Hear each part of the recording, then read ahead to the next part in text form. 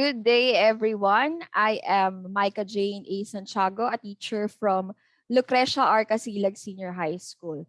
So for today, as you could see on your screen, we will be talking about research.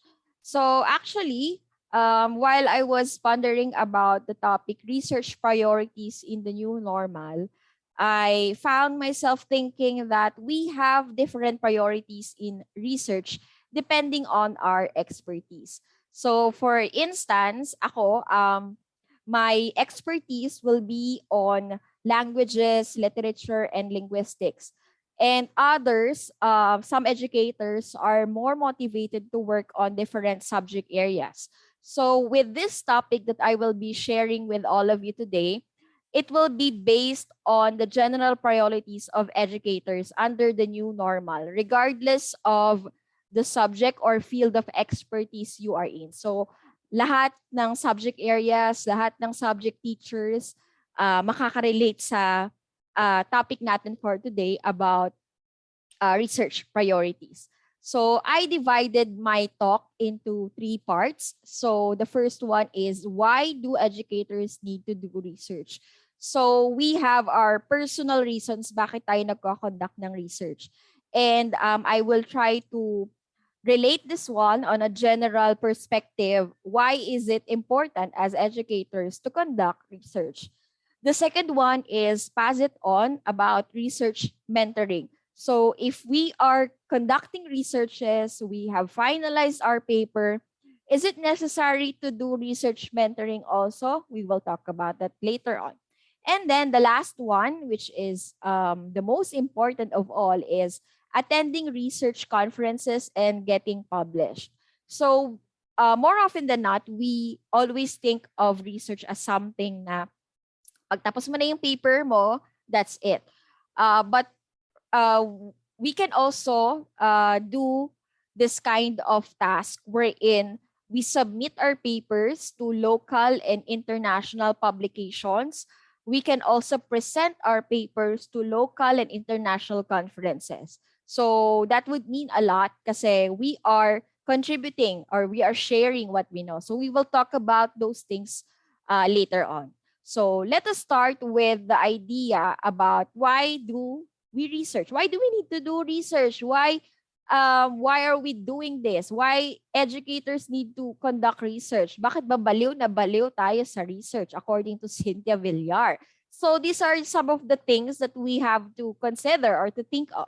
Like the first one is to advance the state of scientific knowledge. We all know that research is significantly connected to sciences. And if we conduct research, we are expanding our knowledge to its field, not just the area of our expertise. So hindi lang yung subject area natin yung nagko-contribute tayo ng knowledge, but also since research is related to sciences, to the field of sciences, we are also contributing to that field of or for that matter, no, for a research matter. So we are hitting 2 birds at the same time. To contribute knowledge as a public good. So sabi nila, sharing is caring. So let us build a culture of sharing what we know with others. So as educators, as teachers, our job is to spread correct information. And we can do that by conducting researches. And our task is also to educate our students and the entire community. So if we conduct researches, we are sharing something with the educational sector. So nag-share tayo ng information, ng knowledge, or ng ideas to our students, to the community, or to the whole educational system that we are in.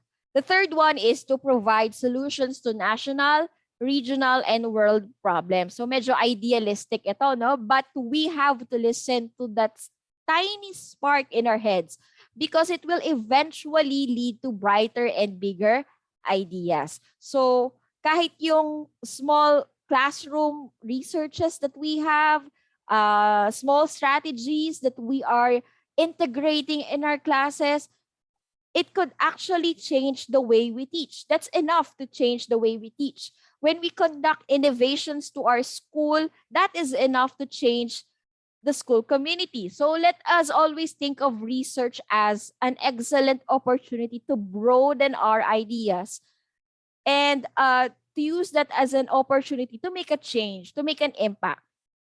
Actually, some of the well-known interventions and innovations, they started small. So, but when you take a look at them, take a look at the progress, ginagamit na nga natin ngayon yung mga discoveries nila with their researches. So, might as well do something also like that so that we can contribute to the education sector.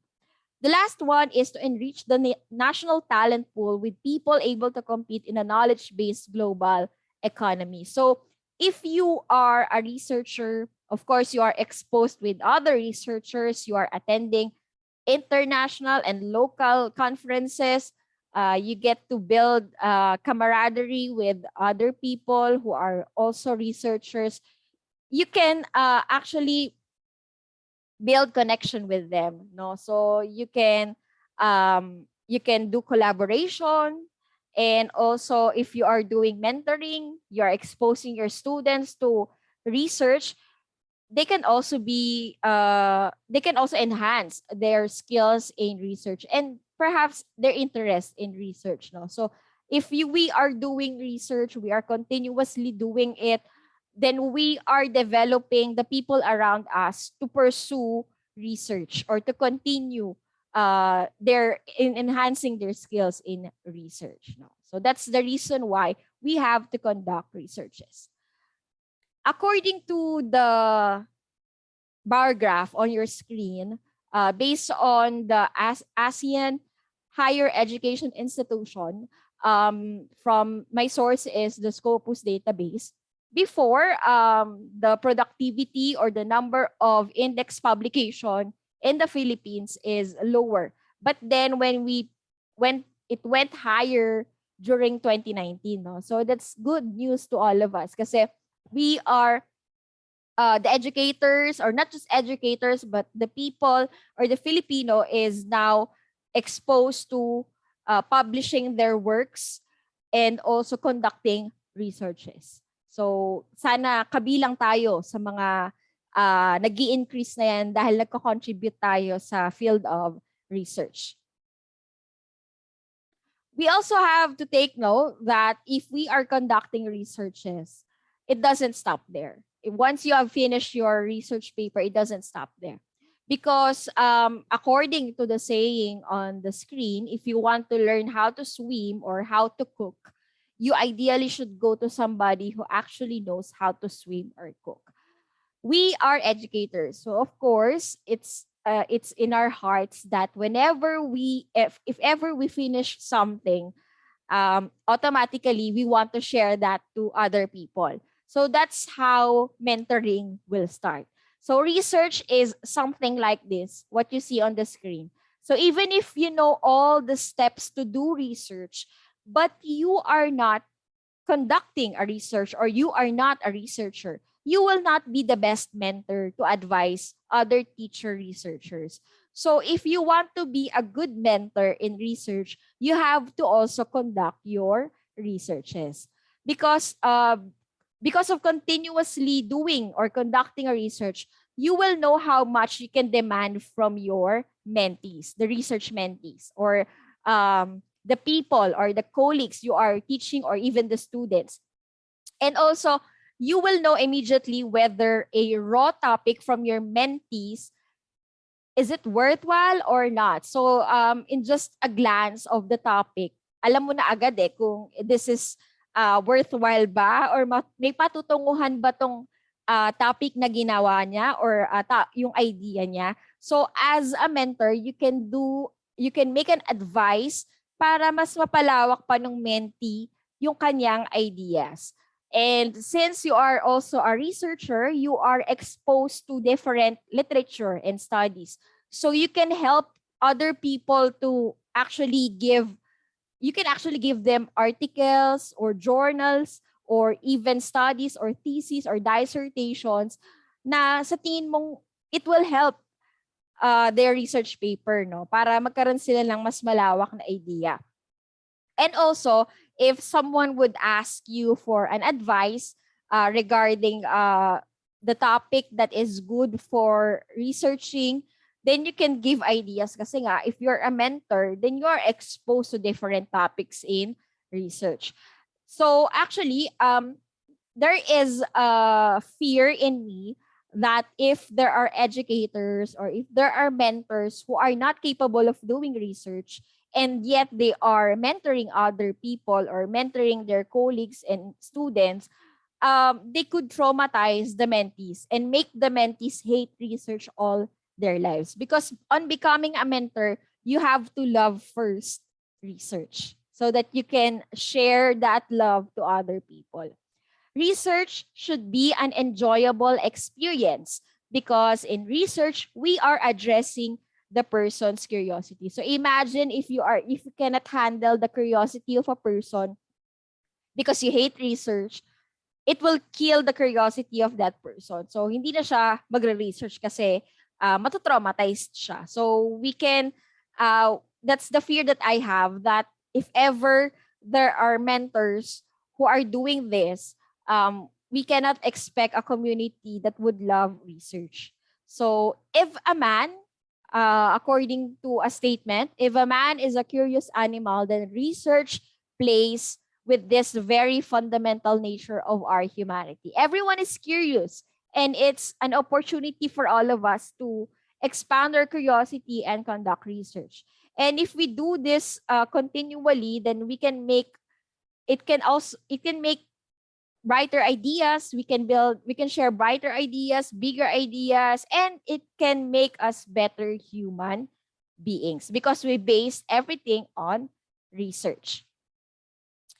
And as I have mentioned a while ago about mentoring, according to DeWelde and Larson of 2008, we have to prioritize research mentoring. Okay, so research mentoring includes, according to these authors, encourages attending conferences, writing papers, and grants. So the task of a research mentor is to encourage everyone to attend seminars, so attend conferences, research conferences. Kapag may nakita si research mentor sa Facebook post na about an international conferences, sinishare niya sa kanyang mga colleagues because he or she wants everyone to be involved in research. Gusto niya maranasan ng iba yung naranasan niya. And to also write papers, no? So sometimes research mentors would encourage their colleagues by telling them na, oh, sige, gawin mo na yung research, I'll help you out, I'll edit, or something like that. Ako na bahala sa stats mo, and so on and so forth. Because we would like everyone to feel that research is something na hindi pabigat. Okay, so with the help of other people, with the help of research mentors, we can make everyone feel na enjoyable pala ang research. Mentors may work alongside students. So this is a strategy that is actually good, most especially if there are teacher researchers who are handling research subjects in their school, no? Kasi if there are students actually na magaling when it comes to research, they have bright ideas. Magugulat ka sa kanila that they could write a good research paper. And you can collaborate with them and be a co-author of their work as long as you do your task as a research mentor. So baka naman kasi nakipag-collab ka but then you are just your name is just a display on their paper and then you want their paper to be submitted to different conferences but you did not contribute to it. So lugi naman yung estudyante. So wala dun yung sense of mentoring. So if ever that you would see students who are actually good in research, they are good in writing, pwede kayong makipag-collab sa kanila and then help them out. Then you can be a co-author of their work. Reflective of one's own advising style. So if you're a research mentor, you have to take note that not everyone will like your advising style. So you have to take note that these are different people. These are different, they came from different backgrounds. They have different experiences. So don't expect them to know whatever you already know. Kasi the reason why they are asking for your help is because they believe na ikaw yung makakatulong sa kanila. And if your advising style is traumatic, para bang nakaka-disappoint or hindi welcoming, of course, matatakot sa iyong mga mentees. Able to ask for help with advising. So, mentoring doesn't mean that if you are a research mentor, you have to be perfect because you are giving advice and not everyone can take your advice. So you could also ask somebody or your personal mentors kung ano yung advising styles na ginagawa nila whenever someone wants their advice or opinion. What are the different functions of mentoring? So it's for career advancement, as we all know. If we want to be promoted in our position, we can use this opportunity kasi may points na nakalaan for research, conducting research, for paper presentation, and also for publication. Psychosocial well-being. Napakasarap sa pakiramdam if you have finished a research paper. Nakapakasarap din sa pakiramdam if you have presented your paper and also lalo na kapag nakapublish yung paper natin. And lalo na kung yung mini-mentoran natin ay nagawa din nila kung ano yung nagawa natin. So, nakakatulong tayo sa ibang tao. It feels really good na ganun yung nararamdaman natin. And aside from mentoring also, we have to attend different conferences. So bakit ba kailangan nating umattend ng conferences, research conferences? Joining conferences now is actually accessible as they can be readily accessed online. Dahil nga tayo ay nasa new normal, we can do or we can attend, we can participate in conferences virtually. And at this current time, we can attend kahit mga libreng conferences, no? Kasi most of the time, kapag mga conferences na virtual, they don't ask for fees anymore. If they ask for fees, it's very minimal. So grab this opportunity that we have right now to attend different research conferences. The fundamental objective of attending a conference is to engage in academic conversation. Marami tayong makikilala. If you are watching different paper presentation, you can ask questions to the presenters. And you can build connection with them. Pwede kayong makipag-collab sa kanila if you want to conduct research. You can have access to them kahit sila ay nasa ibang bansa or different nationality and kahit nasa ang probinsya sila in the Philippines. You can build connection with them.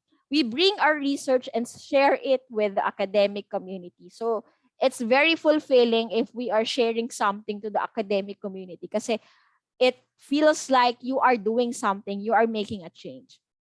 We open our doors to comments and suggestions to improve our research output. So even if we feel like our research is perfect na, but then if you try to present it to conferences, you would see that, ay, meron pa palang mas igaganda pa yung research paper ko. So if you are going to present your papers, it is open for suggestions, criticisms. So you have to take that positively kasi it will improve your paper. You will, somebody will take a look at your paper on a different perspective. Kasi if we think that it's okay na, but in the eyes of the other, hindi pa siya okay, may mga spots pa na kailangan i-improve. So makakatulong yun sa atin para mas mapalawak pa natin or mapaganda pa natin yung paper natin.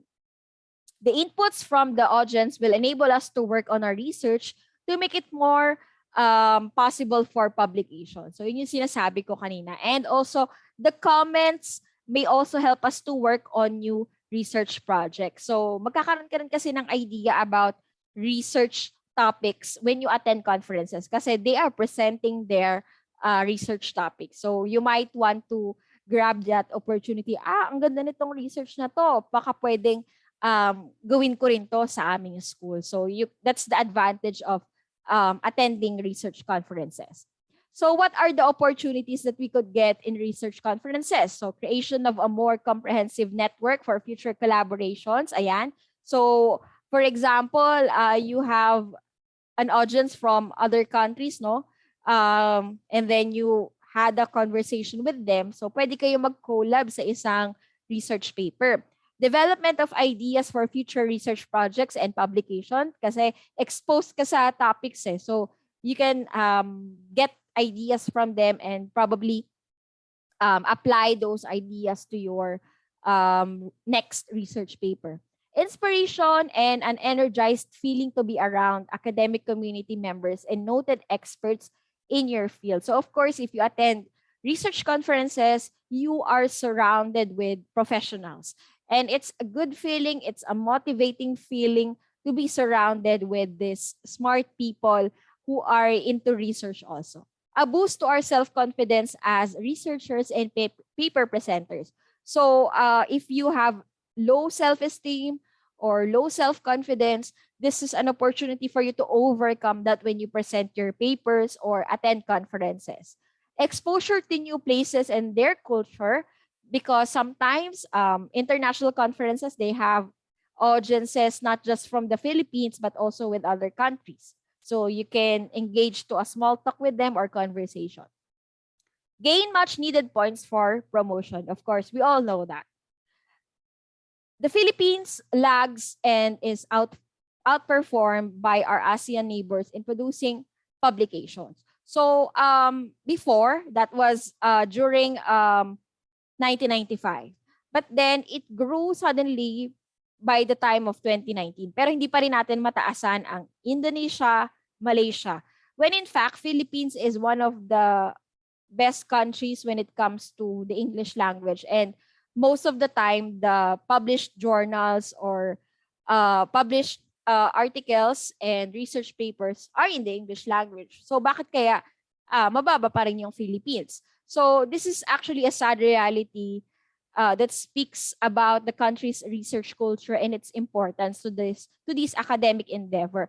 The challenge now is to boost the country's research and publication activities. So wag tayong magpahuli, okay? So magagaling tayong mag-English eh. So we can use that skill in writing researches and then probably publish it to international publication so that we can share something to the world, to the ASEAN countries about research or about our field of expertise. We have talked about publications, and I would like to take note that not all publications are actually good. We have what we call predatory publications, or also known as the fake news of research world. So we have to be very careful in submitting our papers for publications. No, kasi there are some organizations which can be considered as predatory publications. So when we say predatory publications, they do not undergo adequate peer review and often contain unreliable information. Peer review is essential to uphold the quality of scientific articles and journals. So the peer review process is an important stamp of approval for the publication of academic research. When an article is published in a scientific journal or any journal, readers can assume the information published is reliable and credible and evaluated by an editor and at least 2 independent experts in the field. So it doesn't necessarily mean that na-publish yung paper, it's a reliable source na. Because there are a lot of publications na predatory sila, meaning hindi sila reliable at all. So we have to be very careful with that. Predatory journals tend to miss this peer review process out completely. So ang purpose lang nila why they are doing this is because they want money. They just want money from people, and people just want to publish their work. But then hindi naman siya dumaan sa peer review process. So it's not a reliable paper at all. So if the journal advertises rapid peer review timelines, investigate them further and ensure they state online their peer review policy in full. So you have to know that the paper that you have submitted has went the peer review process kasi kailangan pagdaanan nyo ng bawat research paper. So what are the predatory journal red flags? So low quality published articles. So often, a telltale sign of a predatory journal is the mistakes in both spelling and grammar on their website. So if you want to submit your journal or your research paper, you have to take a look at the website of that publication, and then kung may nakikita kang wrong spelling, wrong grammar, poor use of language, and hindi professional yung appearance ng website, magdalawang isip tayo bago tayo mag-submit ng paper. And also, poor website and page layout aesthetics. So, usually, international publications, bongga yung websites nila. But if you encounter some websites na hindi ganon kaganda or poor yung aesthetics niyan, even the layout, you have to think twice. Grandiose words in the title. For example, nakaka-overwhelm yung title niya like international, multidisciplinary, but not all of those things. Kasi may mga reliable naman talaga na journal publications that they use those words. But if it's overwhelming, then might as well ask yourself twice before you submit your paper. And also, when it comes to website pala, if the images or logos are distorted, fuzzy, o kaya naman ay hindi clear, you have to think twice as well. Publisher website domain is .org. Usually, those predatory journal publishers, their website ends with .org. Undisclosed or low article processing charges. So the journal's fee should be clearly stated on the website and should only be requested from the author after the article has been accepted or for publication. So this may be predatory journal if a journal asks for submission fee before the paper is accepted. So kailangan na-accept na siya bago maningil. Hindi pwede yung siningil ka na kahit hindi pa na-accept yung paper mo. And also the listing from citation database. So if they advertise membership to the Directory of Open Access Journal or DOAJ, Committee on Publication Ethics or COPE, Open Access Scholarly Publishers Association or OASPA or International Association of Scientific, Technical, and Medical Publishers, STM, check their membership on the relevant website. So if they claim that they belong to these organizations or committees, verify that. These associations are all reputable organizations that vet their members for adherence to publishing standards. So if you are in doubt, send an email to the organization and they should be able to confirm or deny membership. So that is one way to verify if the publisher's website or the publication that you are going to submit your paper is reliable. So why do we publish? We need to be part of the conversation in our field of specialization. Through the CMO number 19 series of 2019 in their PSG for Graduate Studies program, according to CHED already requires students starting at the master's level to have a publication, at least in a referred journal. And also, our studies need to have an impact and relevance, and we need to be globally competitive. So those are the things we have to consider. Why are we going to publish? All right. So I hope everyone is inspired now to write their research paper, think of ideas, attend research conferences, and submit their papers for presentation and also for publication. So if you want to access the references where I got the ideas that I have talked about, you can scan this QR code. So thank you so much, Kasilagans, for listening to my talk about research. Just enjoy discovering new things every single day. Maraming salamat po and mabuhay.